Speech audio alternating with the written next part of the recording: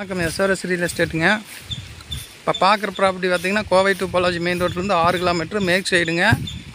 பழசுப்பாளையம் அப்படிங்கிற ஊரில் இருக்குதுங்க. இது ஒரு போர் இருக்குதுங்க. சர்வீஸ் இல்லை. போரில் நல்ல தண்ணி கிணத்துல விட்டு ஓட்டிகிட்டு இருக்கிறாங்க. வேறு சர்வீஸ்லேருந்து. இந்த 89 சென்ட்டுங்க. இது 89 சென்ட்டுக்கு சொல்லும் விலை ஏக்கரா 60 லட்ச ரூபா ரேட் போட்டு 89 சென்ட்டுக்கு என்ன ரேட் வருதோ அதை கொடுத்துருங்கன்னு சொல்லிட்டார் காட்டுக்காரரு. சொல்லும் விலைங்க. காடு ஸ்கொயராக நீட்டாக வந்துடுங்க. போர் வந்து இதில் அவைலபிளுங்க. போர் வந்து இதில் வந்து போரோடு கொடுத்துருவார். சலமூலையில் ஒரு 4 போர் இருக்குது. அந்த போரோடு கொடுத்துருவார். நம்ம சர்வீஸ் மட்டும் வாங்க வேண்டியது வருங்க. போரில் தண்ணி இருக்குதுங்க.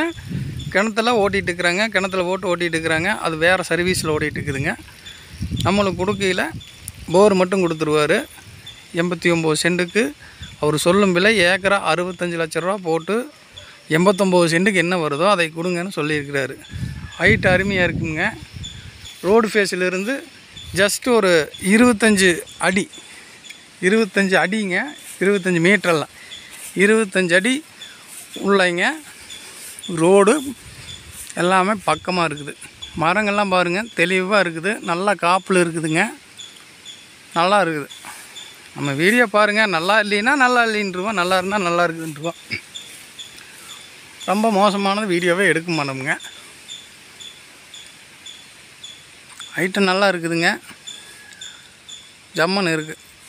உங்களுக்கு பார்த்திங்கன்னா நல்லா நீளமாக நீட் போக்க நல்லா இருக்குதுங்க. காடு செம சதுரமாக வருது. இந்த ப்ராப்பர்ட்டி யாராவது தேவைப்படுதுன்னா டிஸ்கிரிப்ஷன் நம்பர் இருக்குது, பாருங்கள். பார்த்துட்டு கான்டாக்ட் பண்ணுங்கள். ஃபுல் அண்ட் ஃபுல் கிடப்புள்ள எல்லாம் போட்டிருக்குறாங்க. ஒரு பக்கம். ஆனால் வந்து மரங்க எல்லாமே ஃபுல்லாக மரம் இருக்குதுங்க. இடப்புள்ள வந்து சும்மா அவங்க அங்கங்கே ஒன்று போட்டிருக்குறாங்க. ஆனால் அது மரம் இருக்குது. நல்ல செம்மண் காடுங்க.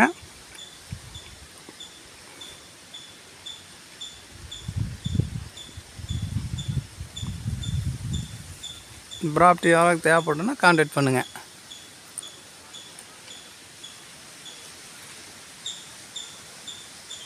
கோவை டு பொள்ளாச்சி மெயின் ரோட்லேருந்து மேற்கு சைடு 6 கிலோமீட்ரு வலசப்பாளையம் அப்படிங்கிற ஊரில் இந்த பூமி இருக்குதுங்க. நன்றி.